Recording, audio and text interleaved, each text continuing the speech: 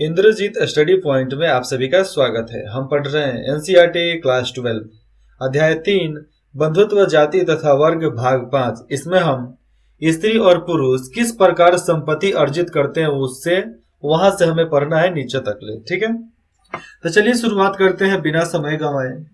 तो स्त्री और पुरुष संपत्ति को कैसे हासिल करते हैं उसके बारे में बताया गया है।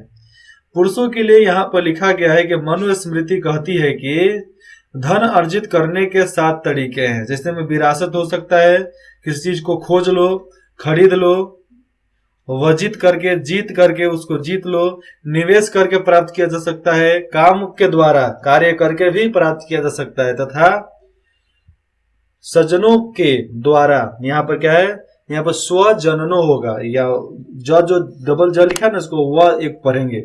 तो स्वजननों द्वारा दी गई भेंट को स्वीकार करके भी धन को अर्जित किया जा सकता है। स्त्रियों के लिए देखा जाए यहाँ पर तो संपत्ति अर्जित करने के 6 तरीके हैं। वैवाहिक अग्नि के सामने, यहाँ पर 6 तरीके में बताया जा रहा है। वैवाहिक अग्नि के सामने तथा वधुगमन के समय मिली भेंट। यहाँ पर समझो, स्त्री के लिए संपत्ति अर्जित 6 तरीके से होता है। विवाह के उपरांत अग्नि के समय जो भी आपको मिलता है वो चाहे वधु गमन विदाई के समय में जो आपको भेंट मिले, तो चाहे मुंह दिखाई में जो मिले वो आपका पैसा होता है। स्नेह के प्रतीक के रूप में तथा भ्राता माता और पिता द्वारा दिए गए उपहार। इसके अतिरिक्त प्रवर्ती काल में मिली भेंट तथा वह सब कुछ जो अनुरागी पति से उसे प्राप्त हो, वह सब उसका संपत्ति कहलाता है, स्त्री का संपत्ति कहलाता है। चलिए आगे जानते हैं। आप लोगों को मौका मिल गया, कैसे कैसे आप सामान को अर्जित कर सकते हो, धन दौलत को मालूम कर लो, याद कर लो।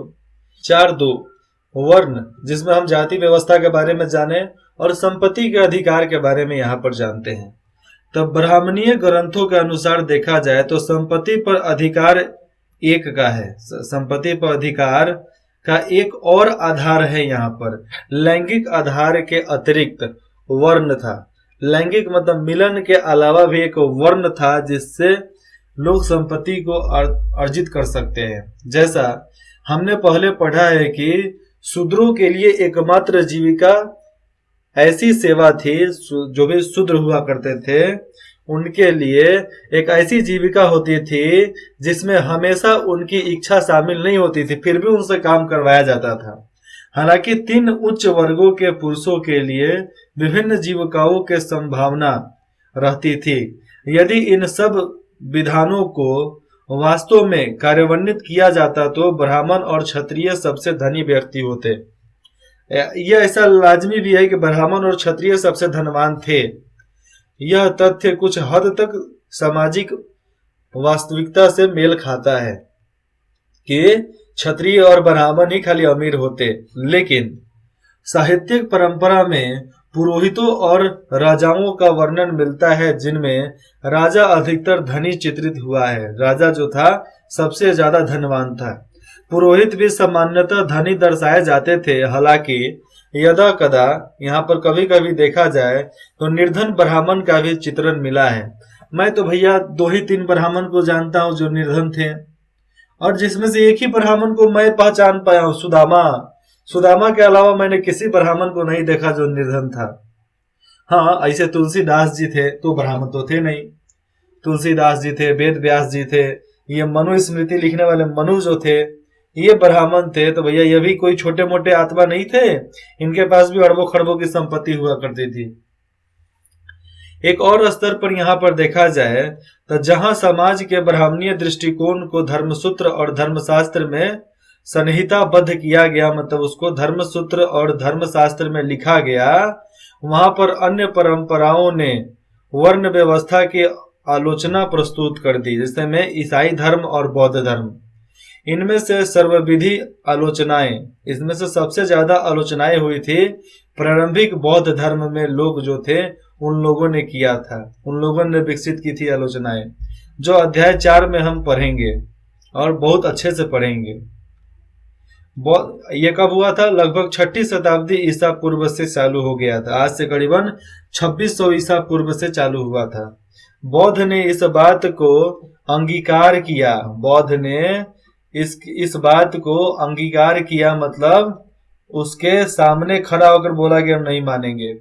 तो अंगीकार किया कि समाज में विषमता मौजूद थी, अलग अलग प्रकार के भाषाएं, भाव, अनुभाव सब मौजूद था, किंतु यह भेद न तो नैसर्गिक थे और न ही अस्थायी थे। बौद्धों ने जन्म के आधार पर सामाजिक प्रतिष्ठा को अस्वीकार कर दिया। बौद्धों ने सामाजिक प्रतिष्ठा को देखते हुए और इनका जो जन्म के आधार पर जो उनका सामाजिक तत्व शामिल होता था उसको ठुकरा दिया। उसको प्रतिष्ठा जो था ना, सामाजिक प्रतिष्ठा, उसको अस्वीकार कर दिया कि नहीं, हम नहीं मानेंगे। बच्चा हमारे घर में जन्म लेगा, उसका विचार कैसा होता है उसी के अनुसार उसका कर्तव्य, उसका प्रतिष्ठा सामने प्रस्तुत किया जाएगा कि वो कौन से समाज का है, उसके पहले कुछ नहीं। आगे देखते हैं, एक धनाढ्य शूद्र के बारे में यहाँ पर पढ़ने के हमें मिलेगा। एक कहानी पाली भाषा के बौद्ध ग्रंथ जिसका नाम है मझिम मणिकाय से है, जो एक राजा अवनीति पुत्र, किसका, अवनीति पुत्र और बुद्ध के अनुयायी कचन के बीच हुए संवाद का हिस्सा यहाँ पर बताया गया है। अवनीति पुत्र और बुद्ध के एक शिष्य थे, कचन, अनुयायी थे मतलब उनको गुरु मानते थे। तो कचन के बीच में संवाद के बारे में यहाँ पर बताया गया है। अदापि यह कहानी जो है अक्षर से सत्य नहीं है, मतलब जिस तरह लिखा गया वैसा सत्य नहीं है, तथापि यह बौद्ध के वर्ण संबंधी रवैये को दर्शाता है, बौद्ध को ही दर्शाता है। कैसे में देखते हैं। अवनीति पुत्र ने कचन से पूछा कि ब्राह्मणों के इस मत के बारे में उनकी क्या राय है कि वे सर्वश्रेष्ठ है और अन्य जाति निम्न कोटि की है। ब्राह्मण का वर्ण शुभ है और अन्य जातियां काली है। जो ब्राह्मण है उनका शरीर साफ है, सुथरा है, उजला है, और बाकी जातियां काली है। केवल ब्राह्मण पवित्र है, अन्य नहीं है। ब्राह्मण ब्रह्म के पुत्र है, ब्रह्म के मुख से जन्मे हैं और उनसे ही रचित है तथा ब्रह्म के वंशज हैं। क्या यह सही है? कचन ने उत्तर दिया यहाँ पर, क्या यदि शूद्र धनी होता, क्या यदि शूद्र नीच जाति का कोई अमीर होता तो दूसरा शूद्र अथवा क्षत्रिय या फिर ब्राह्मण अथवा वैश्य उससे विनती स्वर में बात करता? नहीं करता। इसीलिए उसको शूद्र माना गया, राजा नहीं बनने दिया जाता है। क्योंकि ब्राह्मण शर्म खाते थे कि हिंदुस्तान के धरती पर आकर, हिंदुस्तान के धरती के सामने जो भी इसके लोग हैं, हिंदुस्तान के लोग हैं, इस हिंद प्रदेश के जितने भी लोग उसके सामने झुक पाए। इसीलिए ब्राह्मणों ने अलग प्रकार का रचना कर दिया जिसके अनुसार हम आज ब्राह्मणों के सामने झुकते हैं। इसलिए इतिहास बदलो, मौका मिला है इतिहास बदलने का। आज से हजारों साल पहले उन्होंने हमें झुकाया था, आज वो जमाना आ गया है कि हम उसको झुका कर दिखाएंगे। ऐसा जज्बा लेकर सामने बढ़ो, क्योंकि वो लोग शर्म खाते थे हमारे सामने झुकने के लिए। मैंने तो ठान लिया, आप क्या करते हो इसके बारे में आप खुद कमेंट करके बताना। अवनीति पुत्र ने प्रत्युत्तर दिया और बोला कि यदि शूद्र के पास धन अथवा अनाज, स्वर्ण या फिर रजत होती, वह दूसरे शूद्र को अपने आज्ञाकारी सेवक के रूप में प्राप्त कर सकता था, जो उससे पहले उठे और उसके बाद विश्राम करे। मतलब उससे पहले उठे और बाद में विश्राम करे, जो उसकी आज्ञा का पालन करे। विनती यहाँ पर है विनित, तो विनित वचन बोले, अच्छा वचन बोले, अथवा वह क्षेत्रीय ब्राह्मण या फिर वैश्य को भी आज्ञाकारी सेवक बना सकता था। तो फिर कचन ने यहाँ पूछा कि यदि ऐसा है तो क्या फिर यहाँ पर देखो, कचन ने खूब सुंदर उत्तर दिया कि यदि ऐसा है तो क्या फिर यह चारों वर्ण एकदम सामान्य नहीं है? ऐसा हो जाए तो चारों वर्ण एक समान नहीं हो जाएंगे। अवनीति पुत्र ने यह स्वीकार किया कि इस आधार पर चारों वर्णों में कोई भेद नहीं है।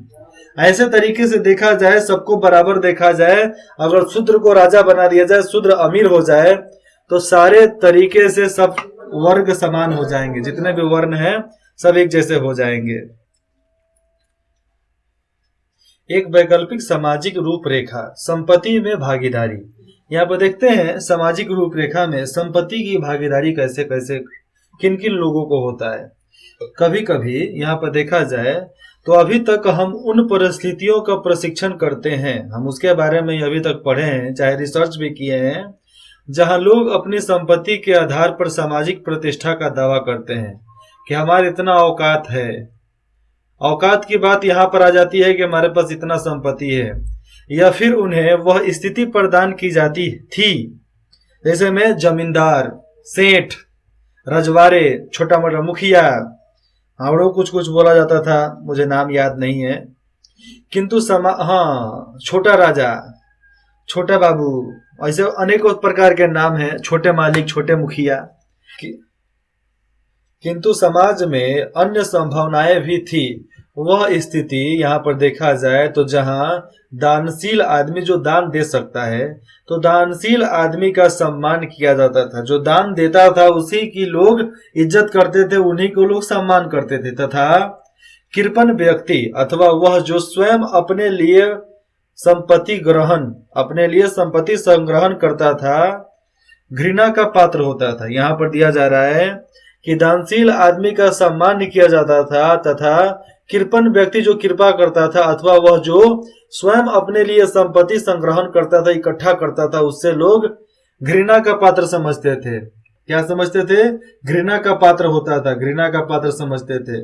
मतलब अपने से संपत्ति अगर इकट्ठा करोगे, दान मत देना, क्योंकि सब भीखमंगे यहाँ पर हैं। ऐसे भीखमंगों की जरूरत नहीं है जो तुम्हें घृणा का पात्र समझ लेवे। वो पहले के जमाने का है, आज के जमाने में भी लोग गाली देते हैं। तुम किसी के लिए भला चाहोगे, लोग तुम्हारे में भला कर देंगे, लेकिन तुम्हारा भला नहीं लेंगे। आज मैं अनेकों आदमी का नाम जानता हूं जिन इतने सीधे थे कि उनको गोली मार कर हत्या कर दी गई। आज उन्हीं का मूर्ति लगा लगा कर वही भ्रष्टाचारी नेता सब पूजा करता है सब। तो ऐसे कुत्ते नेता लोगों को इतना मार मारना चाहिए कि उनकी 7 पुश्ते तक याद रखे कि हाँ, पंगा किससे लिया है। प्राचीन तमिलकम एक ऐसा क्षेत्र था जहां पर उपरोक्त आदर्श को संजोया जाता था। मतलब तमिलकम के इलाके में जो हमारा आदर्श था, जो हमारी संस्कृति थी, उसको सजा कर रखा गया, उसको संभाल कर रखा गया। जैसा हमने पहले पढ़ा है अध्याय 2 में कि इस क्षेत्र में 2000 वर्ष पहले अनेक सरदारियां थी, अनेक सरदार हुआ करते थे। यह सरदार अपनी प्रशंसा गाने वाले चारण, अपनी प्रशंसा गाने वाले लोग और कवियों के आश्रयदाता होते थे। ऐसे चारण वाले जो उनकी चापलूसी करते हो, चाहे उनके बारे में बोलते हो, उनको वो लोग जगह देते थे रहने के लिए।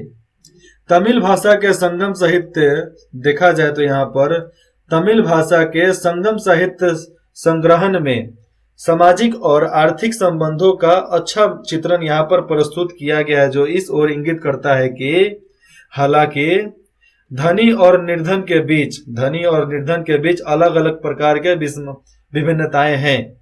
जिन लोगों का संसाधनों पर नियंत्रण था, खानदानी, उनसे यह अपेक्षा की जाती थी कि वह मिल बांटकर उसका उपयोग कर सके, और जिनके पास नहीं था वो खुद से इकट्ठा करते थे, तो उनको लोग घृणा का पात्र समझते थे। लेकिन फिर भी वह दान धर्म करना नहीं छोड़ता था। आगे आता है, यहाँ पर हम पढ़ेंगे 3 दानी सरदार। यह रचना जो था पुरुनारू से यहाँ से प्रकट हुआ है। मतलब पुरुनारू कोई जगह का नाम, चाहे किताब के बारे में बताया जा रहा है, जो तमिल संगम साहित्य, लगभग तमिल संगम साहित्य में यह लिखा गया है। लगभग प्रथम शताब्दी ईस्वी में इसकी लिखावट पद्धति कंप्लीट की गई थी। उसमें का एक पदवली यहाँ पर बताया जा रहा है, जो इस रचना में एक चारण अपने आश्रयदाता का चित्रण यहाँ पर अन्य कवियों के समक्ष इस भांति कर रहा है। देखो कैसे, उसके मतलब अर्थात आश्रयदाता, उसके मतलब आश्रयदाता के पास हर रोज दूसरों पर खर्चा करने के लिए धन नहीं है, किंतु वह इतना ओछा, यहाँ पर लिखा है कि वह इतना ओछा भी नहीं है कि यह कहकर कि मेरे पास कुछ नहीं है, दान देने से मना कर देवे।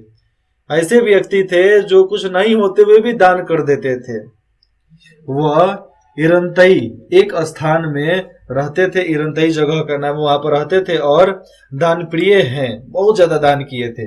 वह चारणों की सुधा, वह चारणों की सुधा का शत्रु है। यहां पर समझो आप, चारणों की सुधा के शत्रु मतलब दुखियारे के दुख के शत्रु थे वो, दुखियारे के दुख के शत्रु। यदि तुम अपनी गरीबी को समाप्त करना चाहते हो तो मेरे साथ आओ।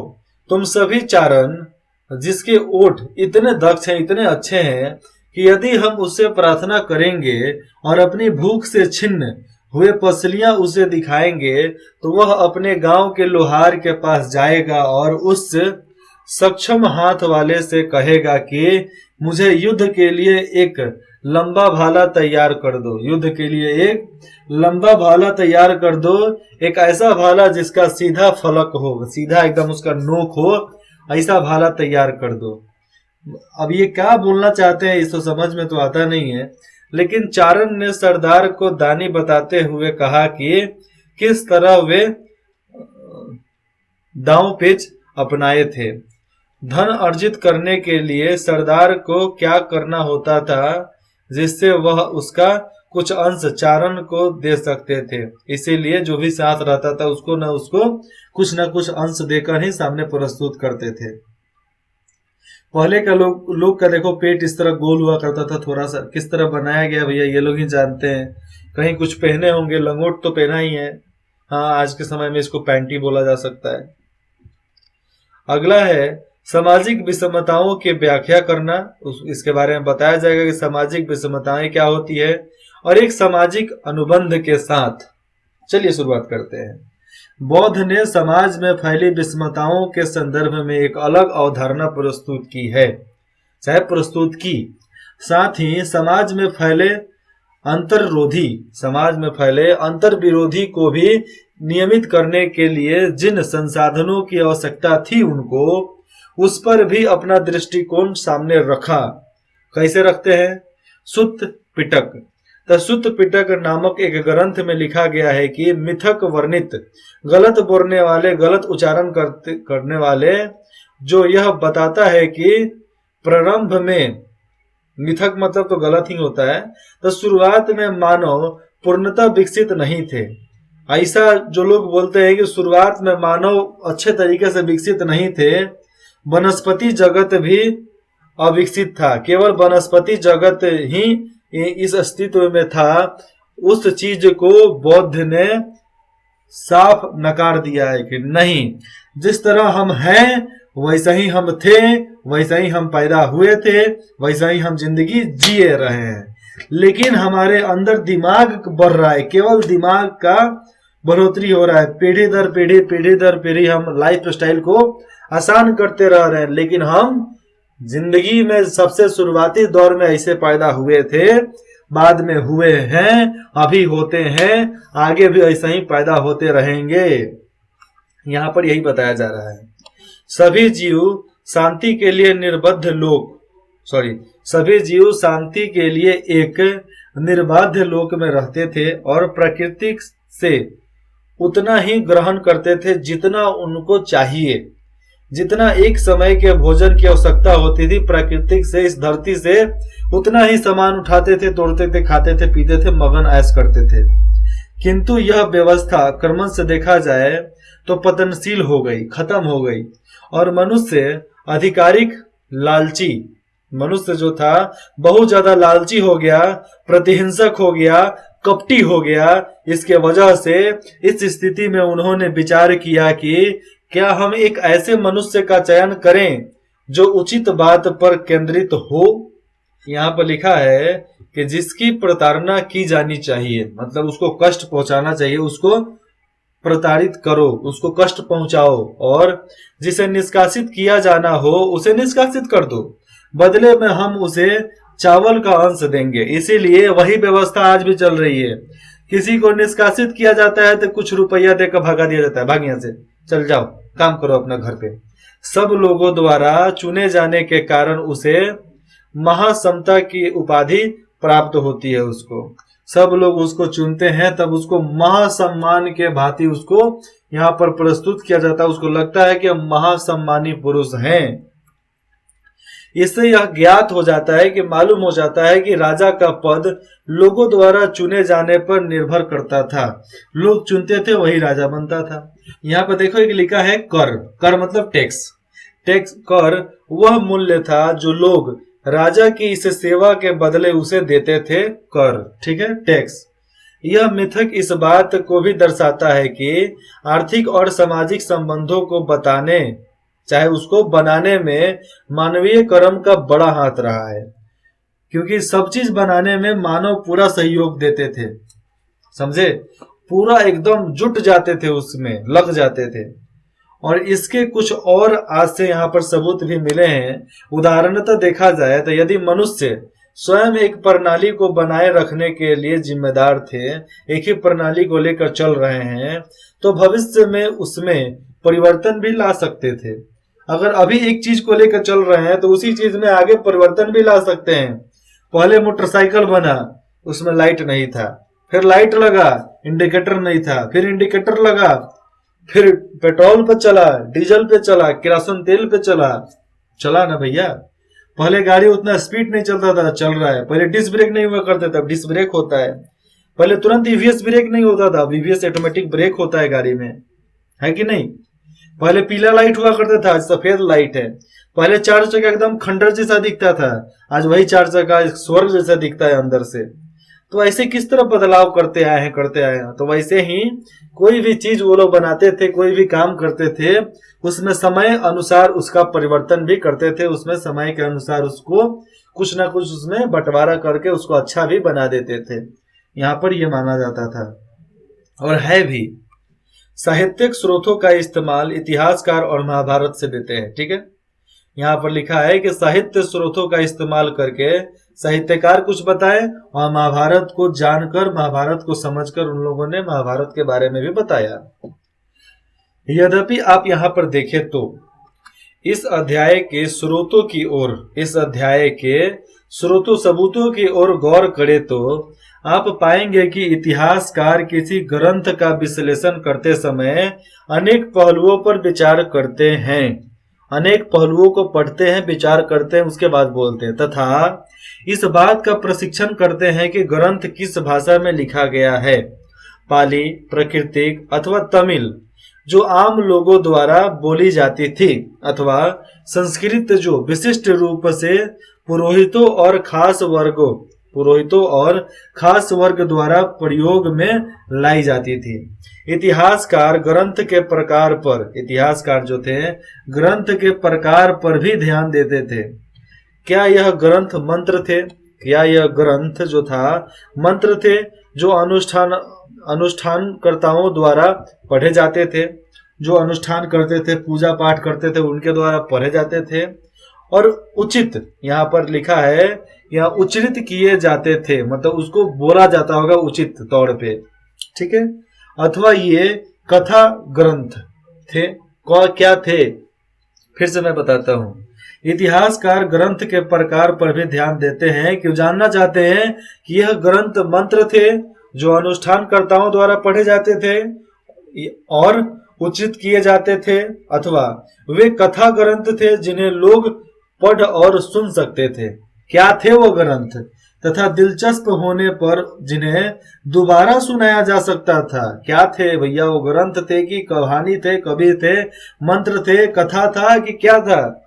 इसके अलावा इतिहासकार लेखक जो थे उनके बारे में भी जानने का प्रयास करते थे कि लेखक कौन है, जिनके दृष्टिकोण और विचारों ने ग्रंथों को रूप दिया, जिसके दृष्टिकोण ने, जिसके विचारों ने ग्रंथ को एक अलग रूप दिया। इन ग्रंथों के श्रोताओं का भी इतिहासकार प्रशिक्षण करते हैं। इतिहासकार जो है इन ग्रंथों के बारे में भी ठीक से पढ़ते हैं, क्योंकि लेखकों ने अपनी रचना करते समय श्रोताओं की अभिरुचि पर ध्यान दिया होगा। इतिहासकार ग्रंथ के संभावित संकलन या उसको रचना बोलो, लिखना, तो रचना काल जब इसको लिखा जा रहा था उसकी रचना भूमि का भी विश्लेषण करते हैं कि भैया कहाँ पर लिखा गया, क्या सोच थे, क्या विचार थे। इन सब मुद्दों का जायजा लेने के बाद ही इतिहासकार किसी भी ग्रंथ की विषय वस्तु का इतिहास के पुनः निर्माण के लिए पुनः निर्माण के लिए इस्तेमाल करते थे। उसी इतिहास को फिर से लिखने के लिए लोग इस्तेमाल कब करते थे, उसके बारे में पूरे तरीके से जानकर कि ग्रंथ किस प्रकार था, कैसा नहीं था। ठीक है। महाभारत जैसे विशाल और जटिल ग्रंथ, महाभारत जैसे विशाल ग्रंथ और जटिल ग्रंथ के संदर्भ में देखा जाए तो आप कल्पना कर सकते हैं कि यह कार्य कितना कठिन होगा। और महाभारत को लिखने के लिए 47 साल लग गया था लेखकों को। जब महाभारत को फिर से लिखा गया तो करीबन 47 ईयर्स मतलब 47 साल लग गए थे लिखने के लिए। तो 47 ईयर्स कोई कम नहीं होता है। तो 47 years, this is not a simple term, this is not a short time. छोटा समय नहीं है, बहुत बड़ा समय होता है। अगले भाग में पढ़ेंगे भाषा एवं विषय वस्तु। इसी का भाषा और विषय वस्तु से पढ़ेंगे। ठीक है। यहाँ पर उपदेश आत्मक यहाँ पर लिखा गया है। शब्द का तात्पर्य यहाँ बताया गया है, निर्देश अथवा शिक्षा देना। उपदेश मतलब निर्देश दो चाहे शिक्षा दो। आपको कुछ भी डाउट हो, दिक्कत हो, संदेह हो, आप बेझिझक हमें कमेंट करके बता सकते हैं कि आपको क्या दिक्कत है। ठीक है। इंद्रजीत स्टडी पॉइंट में जुड़ने के लिए आप सभी का बहुत बहुत धन्यवाद। आशा करते हैं कि इसके अगले भाग में ये अध्याय खत्म हो जाना चाहिए।